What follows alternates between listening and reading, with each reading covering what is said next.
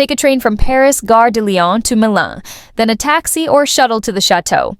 Be sure to reserve the shuttle in advance and always check the official website before visiting.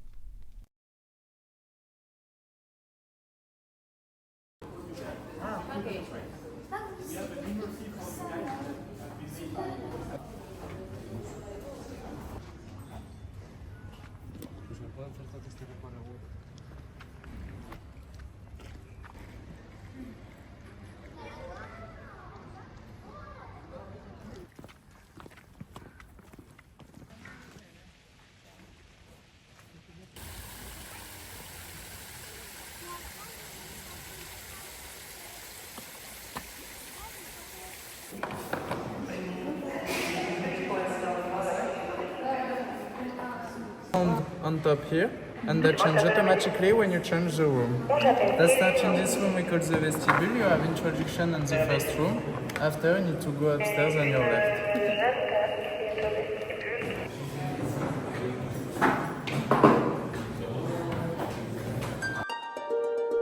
The Château de Vaux-le-Vicomte is a grand French chateau located in Maincy, near Melun, approximately 55 kilometers southeast of Paris. This architectural masterpiece has a fascinating history that reflects the grandeur and eventual downfall of its creator, Nicolas Fouquet, and has influenced French architecture, including the design of the Palace of Versailles. Below is a comprehensive history of the chateau. Origins and construction, 1656 to 1661. The Château de Vaux-le-Vicomte was commissioned by Nicolas Fouquet, the Superintendent of Finances to King Louis XIV. Fouquet, who was immensely wealthy and powerful, sought to create a magnificent estate that would reflect his status. Fouquet acquired the land in 1641, but construction of the chateau began in earnest in 1656. He assembled an exceptional team of artists and architects to realize his vision, including Louis Le Vau, the principal architect, who later worked on the Palace of Versailles; André Le Nôtre, the landscape architect responsible for designing the exquisite gardens; Charles Le Brun, who was the interior designer and painter, and later became the chief painter to King Louis XIV. The chateau was completed in 1661 and featured a harmonious blend of architecture, interior decoration, and garden design that set a new standard for French classical architecture. The gardens of Vaux-le-Vicomte were particularly innovative, with their intricate patterns, water features, and use of perspective. The Famous Fate and the Fall of Nicolas Fouquet, 1661. On August 17, 1661, Nicolas Fouquet hosted a grand fete at Vaux-le-Vicomte in honor of King Louis XIV. The event was lavish, featuring elaborate performances, feasts, and fireworks. The king was impressed by the chateau and the opulence of the evening, but also became suspicious of how Fouquet could afford such luxury. Jean-Baptiste Colbert, one of Fouquet's rivals, fueled the king's suspicions by accusing Fouquet of embezzlement.